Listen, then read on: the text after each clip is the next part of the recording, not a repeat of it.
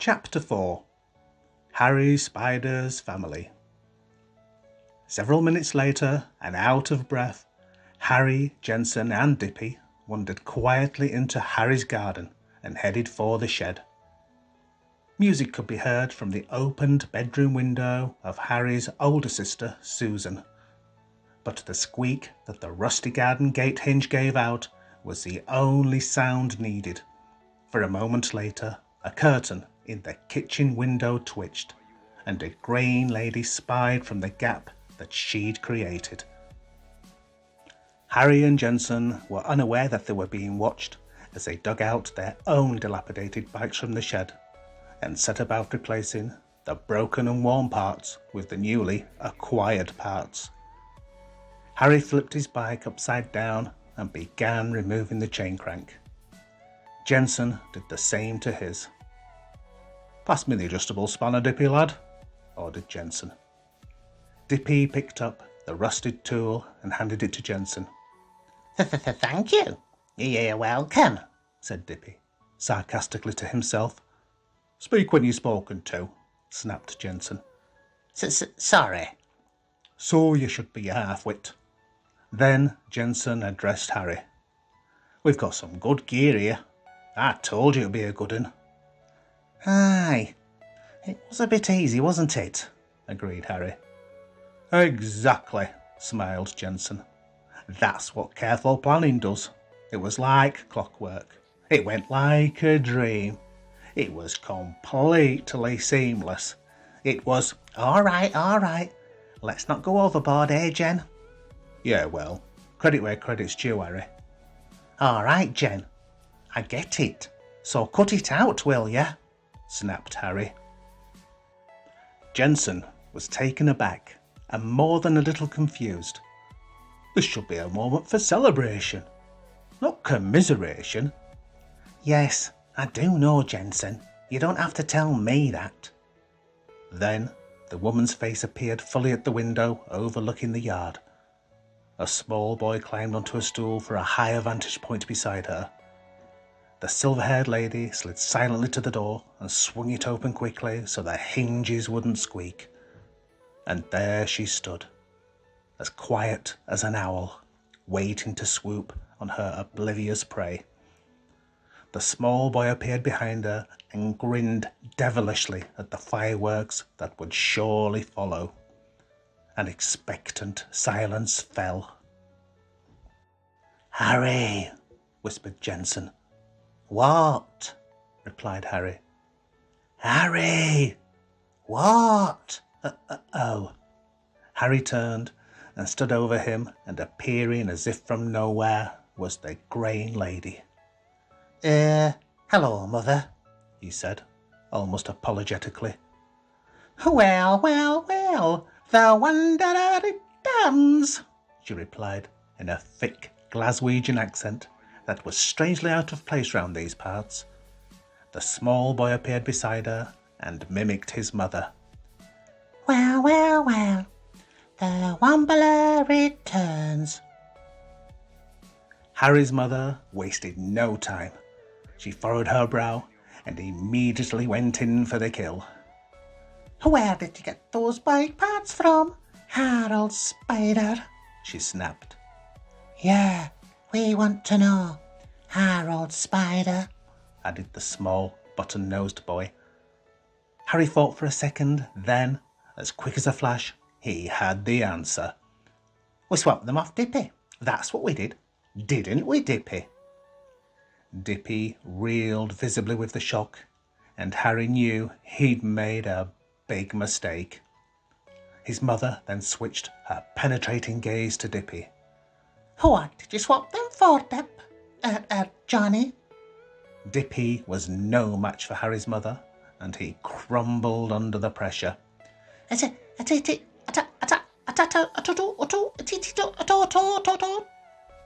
Harry had to step in and save the quivering red-haired boy. "A telescope," he bellowed confidently, but disaster. "It's a typewriter," blurted Dippy at exactly the same time as Harry. So Harry was there again. Yeah, a typewriter. It's a telescope, said Dippy, and they'd made the same mistake again. But Harry's mother knew her son well. She'd brought him up after all, and she knew when he was lying. But still she continued to play her expected and well-practiced role. Well, which is it then, Harold Spider? A typewriter or a telescope? Tell the truth and shame the devil. Harry knew his mother well. She'd brought him up after all, and he knew that she knew that he was lying. But still he continued to play his expected and well-practiced role. Yeah, I've remembered.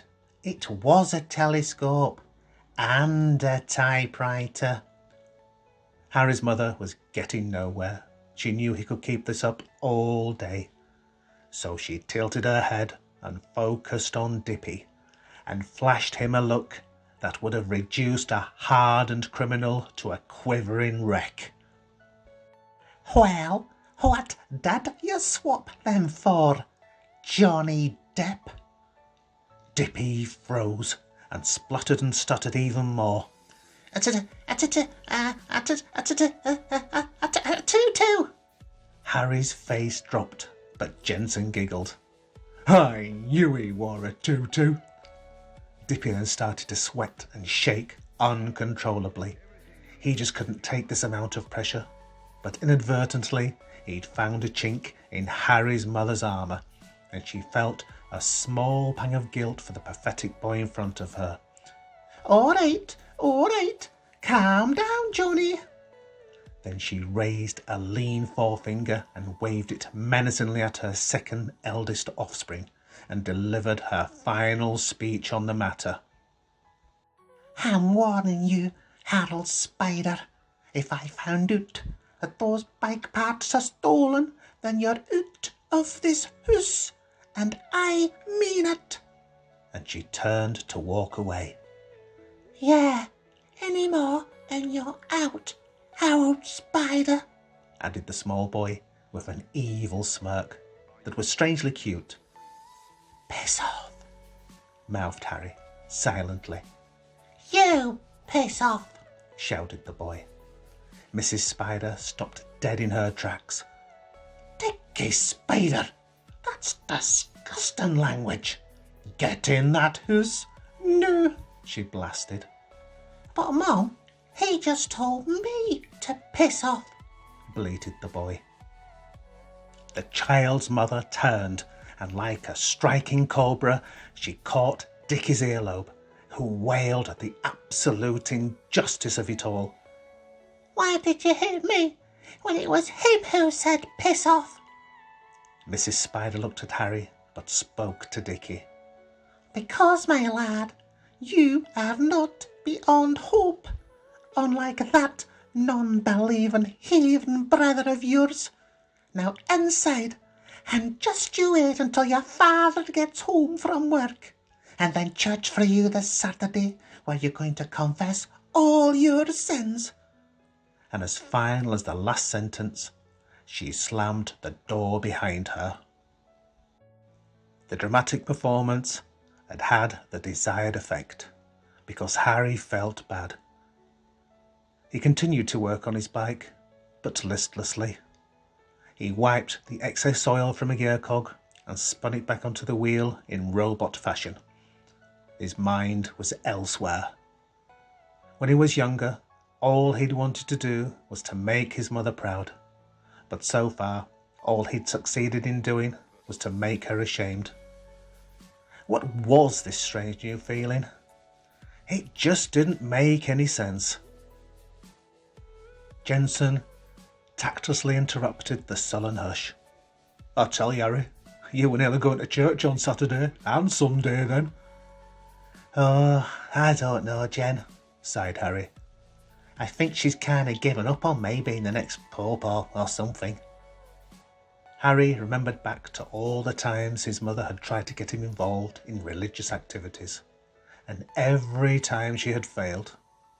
The greatest example was his 3 days as an altar boy. He'd sampled the wine, it tasted disgusting and made him ill, But that didn't stop him trying to sample Edith Micklethwaite, the priest's niece, right there and then in the church. At the time, it had made him a legend throughout the whole school. Even though he didn't actually do anything with her, he'd let everybody believe that he had. And that little lie was more than worth it, because it had made him a hero for months. But it had upset his mother, not to mention Edith. And although that didn't bother him at the time, the memory now did. Having a conscience was becoming more than a little inconvenient. Jensen had noticed that Harry was deep in thought. He was no mind reader, but he knew exactly what he was thinking. He hadn't mentioned it yet, because he also knew that when he did, sooner rather than later, that chapter of their lives would end forever. Harry's 16-year-old sister Susan was blasting out Bonnie Tyler's song, Lost in France. Well, not exactly blasting it out, but it was as loud as a little red Binatone record player could go. The song seemed poignant to Harry and Jensen. Even though they were not lost, or in France, it was the soulful, melancholy tune that summed up the changing times perfectly.